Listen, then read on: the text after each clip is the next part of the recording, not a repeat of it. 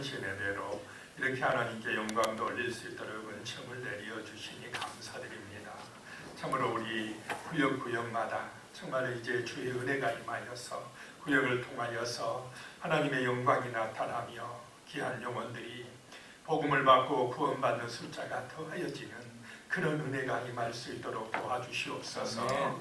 구역을 위해서 예수는 우리 교구장님과 또 구역장님들에게 지혜와 능력을 주시고 정말로 성령의 충만한 은혜를 주시어서 구역원들을 위해서 기도하고 정말 신방하고 잘 섬기고 인도해 갈 수 있는 그런 능력과 지혜와 은총을 내려 주시옵소서. 그래서 구역을 통하여서 하나님의 영광이 드러나게 하여 주시고 우리 교회가 아름답게 성장하며 발전하는 은혜가 임하게 하여 주시옵소서. 우리 찬양대를 사랑하여 주시옵소서. 정말 아름다운 찬송을 통해 하나님을 기쁘시게 해드리고 있습니다. 한 사람 한 사람에게 은혜를 주시고 능력을 주시고 축복하여 주시옵소서. 우리 지휘자 귀한 권사님에게 능력 주시고 정말 주님이 붙들어 주시고 축복하여 주시옵소서. 예수님의 이름으로 기도드리옵나이다. 아멘. 서로 인사하겠습니다. 샬롬. 사랑합니다. 축복합니다. 감사합니다. 오늘 헌신 예배를 맞이해서 참된 교회로 성장하려면 어떻게 해야 되느냐라고 하는 그런 말씀을 통해서 은혜를 받으시겠습니다. 흑인 목사이신 마르틴 루터 킹이 암살당하기 2달 전에 다음과 같은 설교를 하였습니다. 저는 가끔 저의 죽음에 대하여 생각합니다. 그리고 저의 장례식을 그려봅니다. 만약에 여러분 중에 누가 혹시 저의 장례식에 계시다면은 부디 길게 하지 말아 주십시오. 아마 자기가 죽을 줄 알았나 봅니다. 또한 저의 장례식 조사도 작게 해달라고 말씀해 주십시오. 그리고 조사를 하는 사람에게 제가 노벨 평화상을 탄 사람이라는 것을 말하지 말라고 부탁해 주십시오. 또 내가 그 외에도 300개 가량의 표창과 상을 받았다는 것을 말하지 않게 해 주십시오. 그것은 중요한 것이 아니기 때문입니다.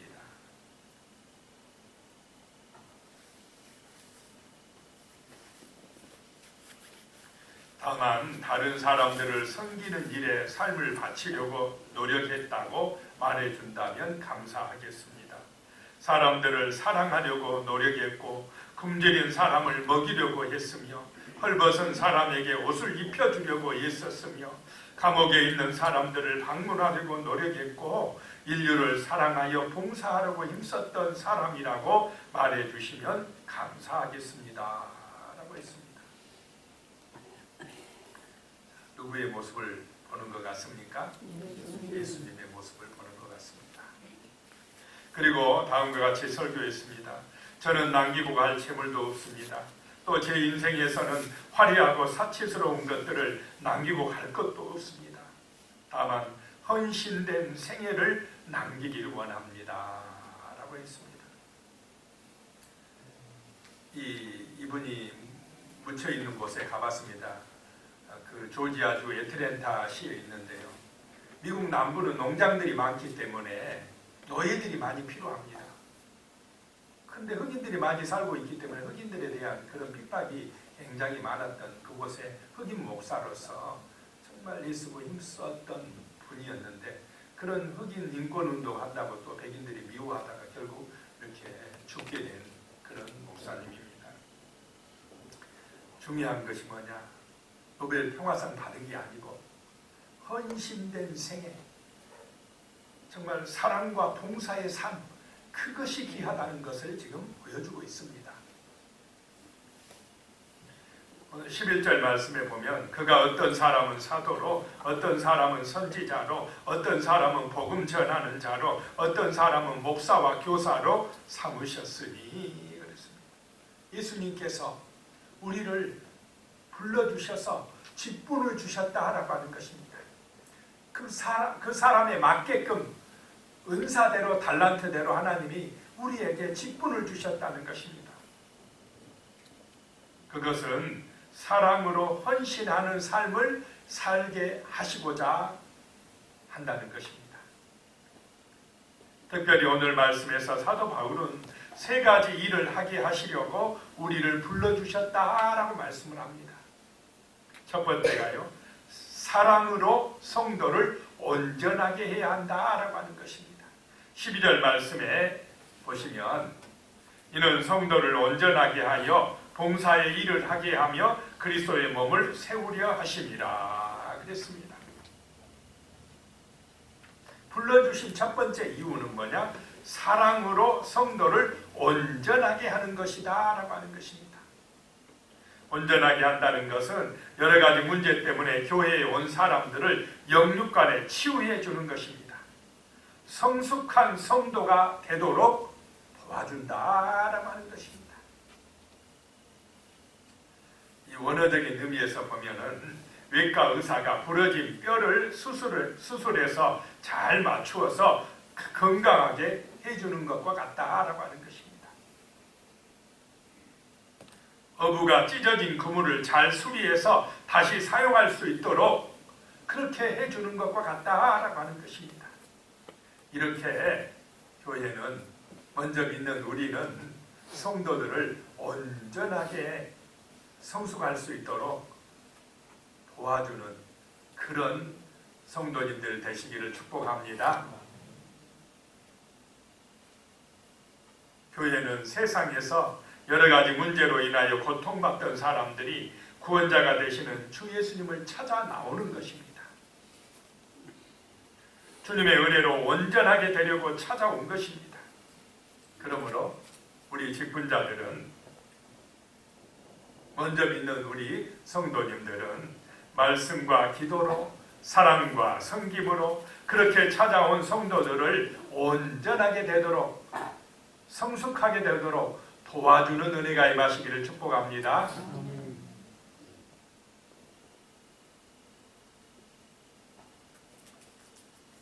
그런 사명을 감당하기 위해서는 먼저 믿는 내가 먼저 온전해져야 된다는 것입니다. 내가 성숙한 성도가 되어야 한다는 것입니다. 그래야 다른 사람을 온전하게 도울 수가 있다라고 하는 것입니다.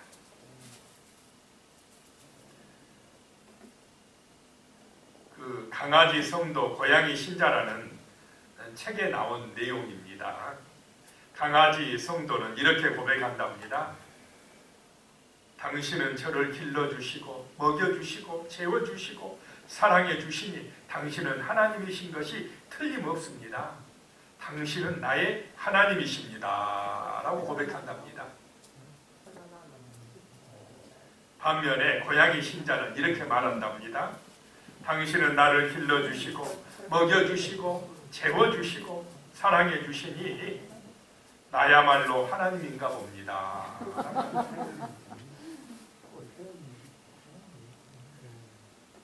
자, 강아지는 주인의 사랑을 알고 나를 정말 먹여주고 재워주고 사랑해주는 주인의 그 은혜를 알고 주인을 잘 섬긴다는 것입니다. 그런데 고양이는 어떻습니까? 주인이 나의 종이라고 생각을 해버립니다. 내가 하나님이야 이렇게 생각을 한다는 것입니다. 이 고양이 신자는 쭉전입니다. 겉으로는 성도 인체하지만 실제는 자기 우상에 빠져 있는 사람이다라고 하는 것입니다. 이런 사람들 때문에 교회가 욕을 얻어먹습니다. 강아지 신자는 주인을 알아본다는 것입니다. 주인이 하나님이심을 아는 것입니다. 우리는 이런 강아지와 같은 겸손한 주인을 알아보는 그런 참된 성도가 되시기를 축복합니다. 그것이 온전한 성도가 되는 길이라는 것입니다.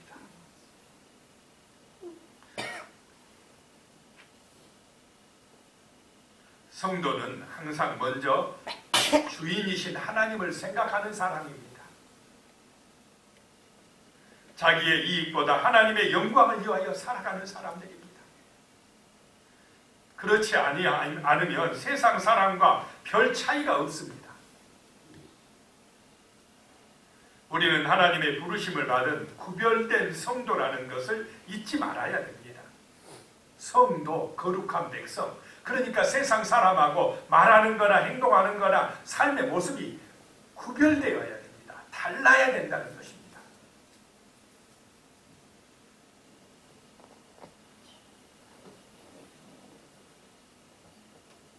우리 자신이 먼저 온전해야 될 줄로 믿습니다. 성숙해야 된다는 것입니다. 인격적인 성도가 되어야 한다는 것입니다. 그래야 봉사도 할 수 있고 다른 사람을 구원으로 인도할 수도 있다라고 하는 것입니다. 고린도전서 15장 31절에 보면요, 형제들아 내가 그리스도 예수 우리 주 안에서 가진 바 너희에 대한 나의 자랑을 두고 단언하노니 나는 날마다 죽노라 라고 말씀하고 있습니다. 이 고린도 교회는 은사를 많이 받은 교회입니다. 교인들이 능력을 많이 받았어요. 예언의 은사, 신유의 은사, 방언의 은사, 그렇게 능력 받은 사람들이 많아지다 보니까 서로 자기의 은사를 내세우다 보니까 여러 파가 많이 생겼다는 것입니다. 교회가 분열이 생겼다는 것입니다. 잘난 사람들이 많으면 이런 일이 일어납니다. 그런 고린도 교인들에게 그 고린도 교회를 개척한 바울이 하는 얘기가, 내가 너희에게 자랑할 것이 있는데 그 자랑이 뭐냐? 내가 날마다 죽는 것이다 라고 이야기를 하고 있습니다. 내가 죽어야 예수가 사는 줄로 믿으시기 바랍니다. 내가 죽어야 교회가 하나가 되어진다 라고 하는 것입니다. 교회가 든든하게 세워진다는 것입니다. 그래서 바울처럼 우리도 나는 날마다 죽노라 라고 고백해야 됩니다. 왜냐하면 마귀는요, 이 어둠의 영은 끊임없이 사람들로 하여금 네가 최고야, 네가 하나님 되면 돼, 이렇게 유혹하고 시험합니다. 그래서 우리는 날마다 십자가 앞에서 나의 옛사람이 죽어져야 될 줄로 믿습니다. 나의 교만, 나의 어리석음, 나의 성질머리, 자존심, 이런 정말 내 마음을 병들게 하는 것들을 날마다 기도함으로 나의 옛사람이 죽어져야 된다는 것입니다. 바울처럼 날마다 내가 죽노라, 그래야 우리를 통하여서 예수의 영광이 드러난다라고 하는 것입니다. 내가 죽어지는 것이 온전하게 되는 길이고 성숙하게 되는 길이고 참된 인격자가 되는 길인 줄로 믿으시기 바랍니다. 은혜로 되어지는 것입니다.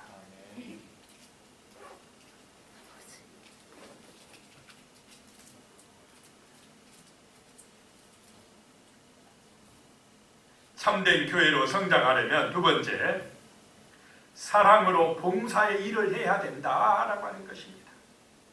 12절 다시 보면 이는 성도를 온전하게 하여 봉사의 일을 하게 하며 그리스도의 몸을 세우려 하심이라 라고 말씀하고 있습니다.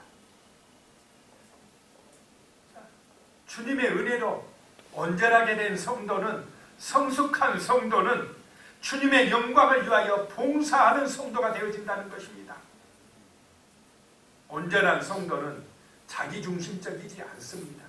세상은 자기가 중심입니다. 자기가 하나님이라는 것입니다. 고양이 신자나 같다는 것입니다. 그런데 참된 성도, 온전한 성도는 자기보다는 하나님의 영광이 먼저고요, 다른 사람을 섬길 줄 알고 봉사할 줄 아는 사람이 되어진다는 것입니다. 다른 사람을 위해서. 봉사의 기초는 사랑입니다. 하나님의 일에는 그것을 감당할 만한 인격과 신앙이 있어야 한다는 것입니다. 성숙한 사람이 되어야 한다는 것입니다. 성숙하다, 그런 건 아까 좀 전에 말씀하듯이 내가 죽어야 성숙하다는 것입니다. 성숙하지 못한 사람은 자꾸 내가 높아지려고 합니다. 자기 중심이 되는 것, 이 사람은 인격적으로 좀 부족한 사람이고 아직 어린아이다 라고 하는 것입니다. 성숙할수록 겸손해집니다. 이웃을 사랑할 줄 알아요. 다른 사람을 대접할 줄 압니다. 봉사할 줄 안다라고 하는 것입니다. 우리 성도님들은 성숙해지시기를 축복합니다. 그래서 진정한 봉사자가 되어질 때에 가족이 삽니다. 교회가 삽니다. 나라와 민족이 살아난다라고 하는 것입니다.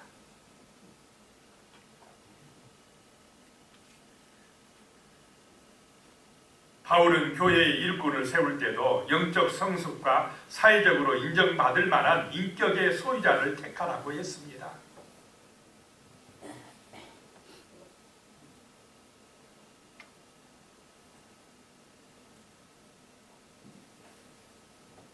정말 인정받고 칭찬받는 은혜가 임하시기를 축복합니다. 우리가 봉사할 때, 하나님의 일을 할 때 가능하면 가장 힘이 있을 때 하는 게 좋습니다. 하지만 적지 않은 성도들이 인생의 황금기에는 자기 자신만을 위해 애쓰고 황혼기에 이르러서야 비로소 신앙생활과 봉사생활에 관심을 쏟는 경우들이 많다고 합니다. 청년의 때부터 가능합니다. 주의 일에 봉사하고 헌신하는 것, 그것이 하나님 앞에 기쁨이 되고 또 내 자신에게 복이 될 줄로 믿습니다. 하나님께서는 분명 우리가 공고한 날이 이르기 전 아무 낙이 없다고 할 해가 가깝기 전에 창조자 하나님을 기억하라고 전도서 10장에 말씀하고 있습니다. 새벽 이슬처럼 영롱하고 순결한 청년의 정신과 활력으로 헌신하기를 바라신다고 시편 113편 3절에 말씀을 하고 있습니다. 주님을 위해 봉사하고 싶어도 하지 못할 때가 온다는 것입니다. 그래서 지금 내가 쓰임받고 있다 생각할 때 감사하시고 충성하시기를 축복합니다. 베드로전서 4장 11절입니다. 만일 누가 말하려면 하나님의 말씀을 하는 것 같이 하고 누가 봉사하려면 하나님이 공급하시는 힘으로 하는 것 같이 하라라고 말씀합니다. 이 베드로가 하는 얘기입니다.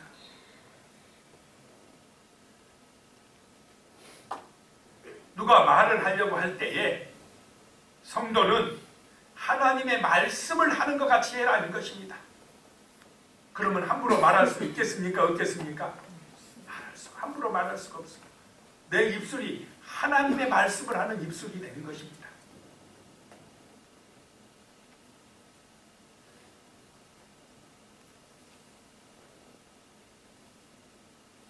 말 한마디라도 신중하고 적절하게 해야 된다는 것입니다. 말은 그 사람의 수준을 알게 합니다. 정말 말로써 사람을 살리시고 아름답고 축복된 말로써 하나님의 영광을 드러내시기를 소망합니다. 또 누가 봉사하려고 하면 하나님의 공급하시는 힘으로 하는 것 같이 하라라고 말씀합니다. 그리스도인은 교회의 유익과 덕을 세우기 위해 하나님이 주신 은사로 봉사합니다. 자, 하나님이 주시는 은혜, 하나님이 주시는 힘으로 한다라고 하는 것입니다.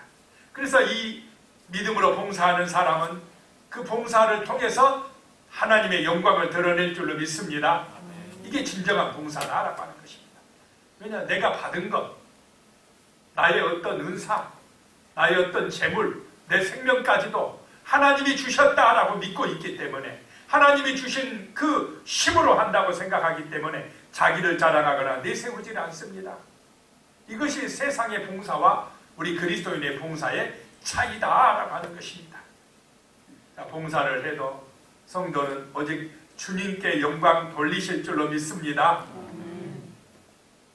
세상은 봉사를 하면 자칫하면 자기를 자랑합니다. 내가 이렇게 많이 했어. 공로주의에 빠진다 이 말입니다. 그러나 우리는 하나님께 영광을 돌리실 줄로 믿습니다. 절대 내가 어떤 그런 이익을 취하거나 나의 자랑거리로 삼지 않는다라고 하는 것입니다.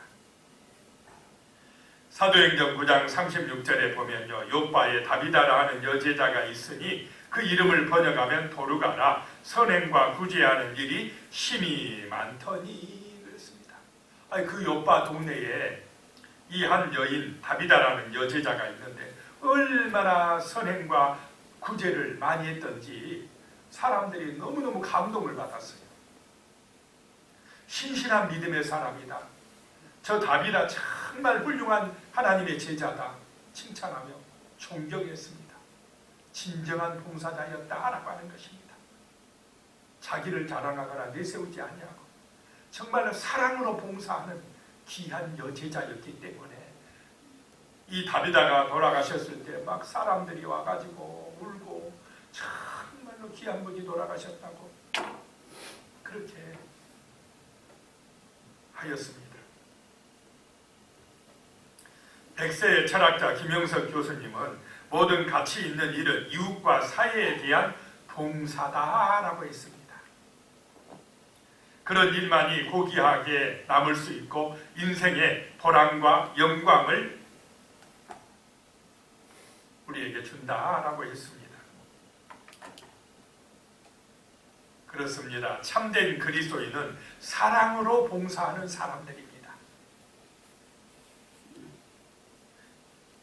우리 가족을 위해, 우리 이웃을 위해, 사회를 위하여 진실한 마음으로 봉사하는 은혜가 임하시기 바랍니다.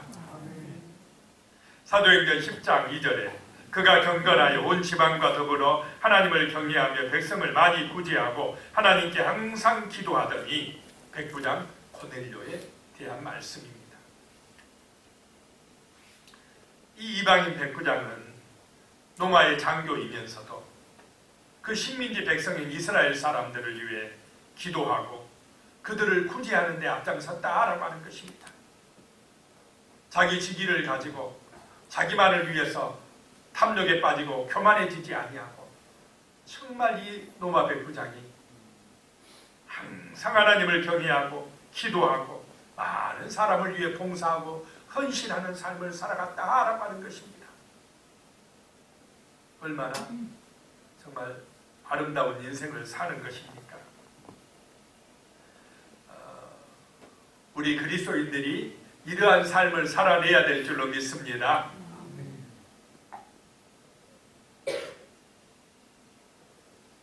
교회 안에서도 정말 인정받는 그리스도인이고 우리가 사는 마을이나 직장이나 삶의 현장에 가서도 정말 인정받는 그리스도의 빛을 발하는 사랑으로 봉사하는 그런 참된 그리스도인들이 되실 줄로 믿습니다.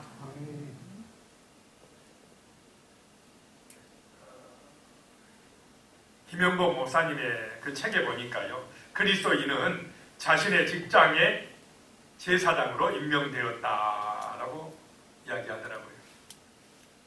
목회자가 섬기는 제사장으로 교회에서 임명되었듯이 성도들은 자기의 삶의 현장에서 이 사회를 위해 헌신적으로 봉사해야 된다라고 하는 것입니다. 그리스도인들은 맡은 자리에서 잘 봉사하기 위해 그 자리가 요구하는 전문적인 실력을 갖추어야 한다라고 하는 것입니다.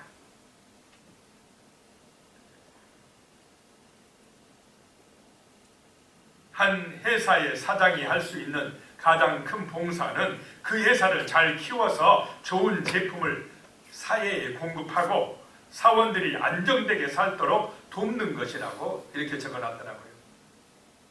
자, 우리는 교회 안에서만 인정받는 그리스도인이 아니라 직장에서나 사회에서나 나라와 민족을 위해서 또 이 사회를 위해서 그 속에 하나님의 나라가 이루어지도록 헌신된 봉사자로 살아가는 은혜가 임하시기를 바랍니다. 그래야 내가 직장에서 헌신된 봉사자가 되어질 때 그 직장 일을 돈 벌기만 위해서 내 어떤 돈 버는 데만 목적으로 그렇게 삼지 않고 내가 봉사하기 위해서 이 직장에 왔다. 그러면서 헌신과 사랑의 봉사자가 되어질 때에 우리는 그 직장에서 제사장의 사명을 감당하는 사람이 될 줄로 믿습니다. 그 직장에서 인정받고 칭찬받을 때 나를 통해서 거기에 하나님의 나라가 이루어진다라고 하는 것입니다.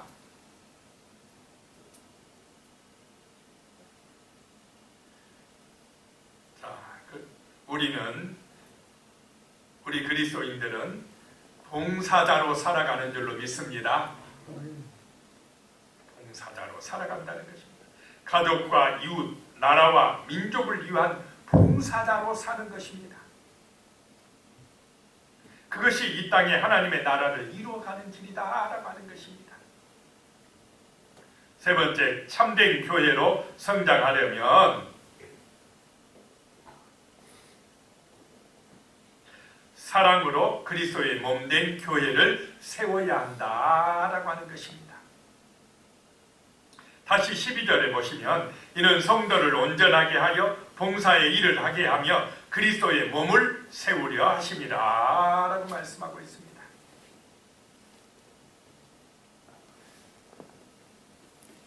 그리스도의 몸을 세우게 하십니다 라고 하는 것입니다. 우리 예수님께서 은사를 주신 궁극적인 목적으로서 성도 각자의 특별한 직분을 사용하여 교회를 성장시키고 온 성도들을 영적으로 성장시킨다라고 하는 것입니다.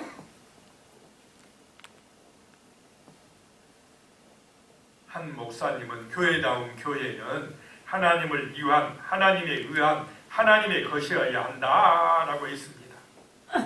자, 교회는 누구의 것입니까? 하나님이시다. 교회의 머리는 예수 그리스도이시다라고 하는 것입니다.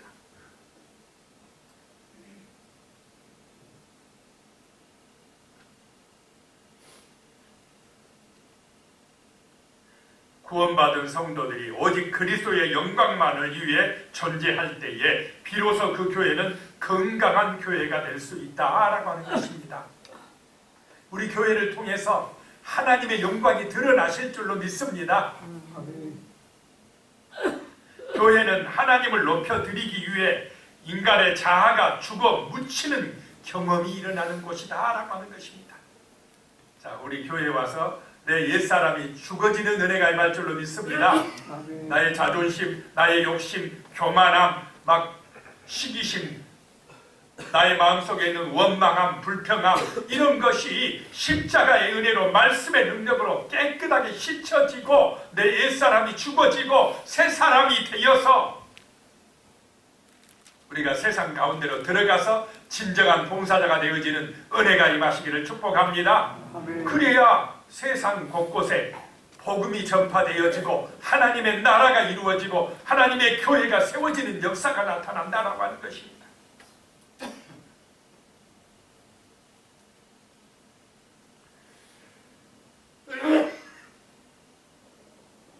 에베소서 4장 3절에 보니까요, 평안의 매는 줄로 성령이 하나 되게 하신 것을 힘써 지키라 라고 말씀하고 있습니다.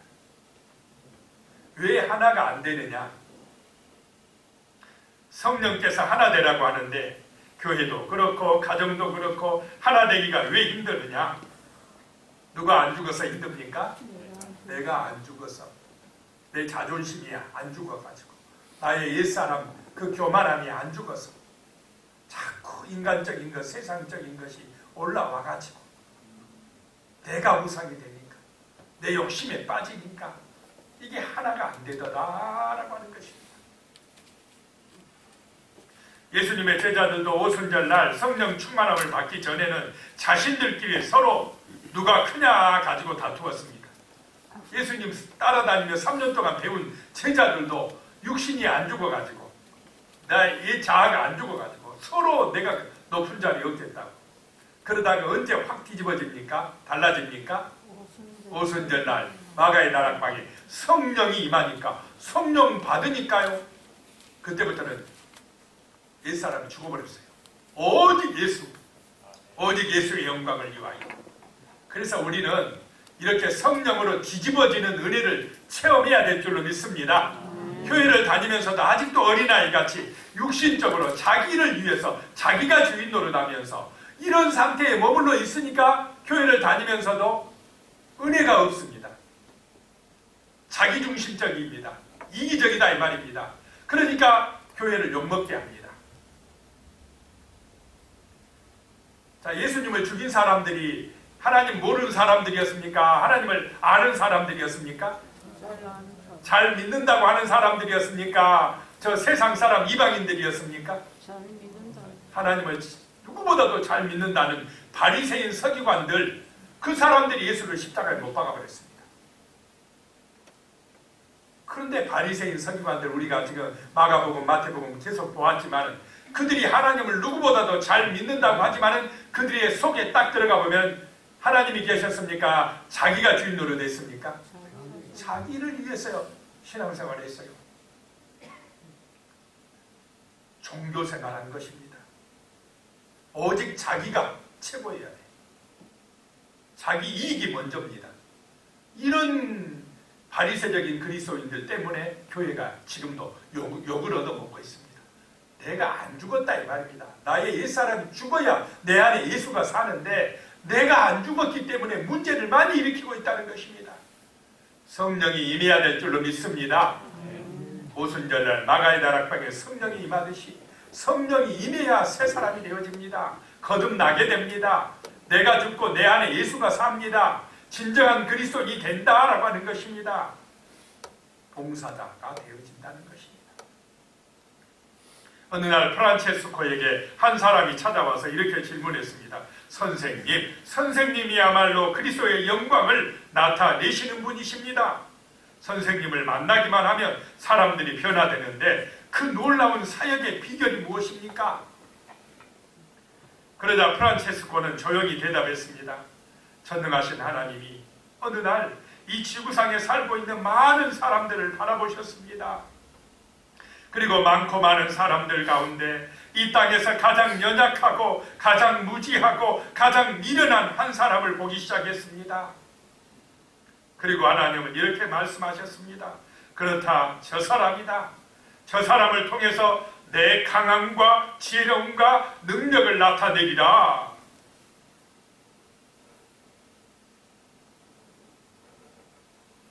그것이 하나님이 나를 선택하신 이유의 전부입니다 라고 했다는 것입니다. 그렇습니다. 하나님은 낮아진 사람, 연약한 사람, 광야를 통과한 사람을 통해서 일하십니다.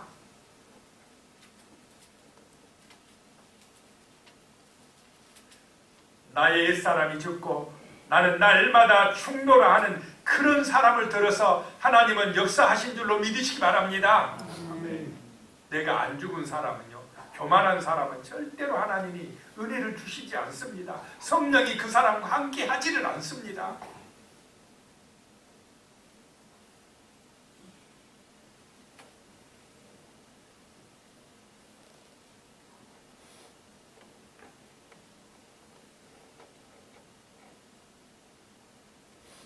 에베소서 4장 10절에 보니까요, 내리셨던 그가 곧 모든 하늘 위에 오르신 자니 이는 만물을 충만하게 하려 하심이라 그랬습니다. 자, 예수님이 이 땅에 오신 것을 성육신했다라고 말씀합니다. 하나님이 인간의 몸을 입고 이 땅에 오셨다라고 하는 것입니다. 그런데 이 땅에 내려오셨던 예수님이 부활하셔서 다시 어디로 올라가셨습니까? 하늘로 올라가셨습니다. 그 올라가신 하나님께서, 예수님께서 이 땅에 세우신 것이 무엇입니까? 교회다라고 하는 것입니다. 그래서 교회를 제2의 성육신이다 이렇게 부릅니다.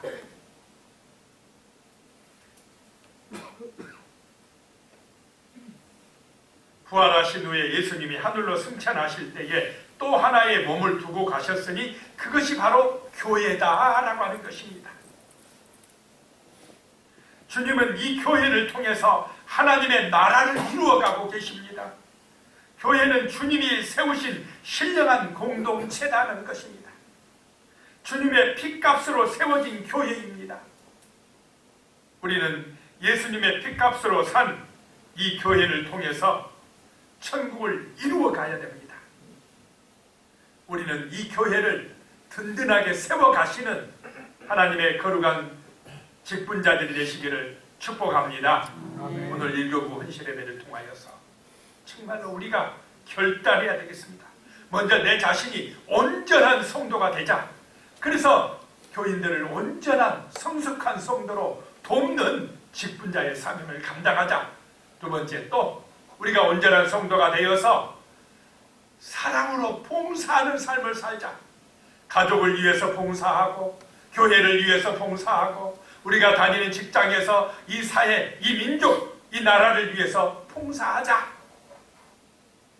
그래서 그런 봉사의 삶을 통해서 하나님의 나라가 이 땅에 이루어지게 하는 그리스도의 몸된 교회를 세워가는 성숙한 성도로 살아가자고 결단하는 은혜가 임하시기를 축복합니다. 기도드리겠습니다. 하나님 아버지, 교회는 주님의 몸입니다. 주님은 몸된 교회의 머리가 되십니다. 몸이 머리에 붙어 있는 것 같이 교회의 생명력과 존재의 목적이 교회의 머리가 되신 주님께 붙어 있는 것입니다. 주여, 이 교회를 통하여서 하나님 아버지여 성령의 은혜가 충만하게 세상 가운데 부어지게 하시고 아름다운 구원 역사가 나타날 수 있도록 도와 주시옵소서. 예수님의 이름으로 기도드리옵나이다. 아멘.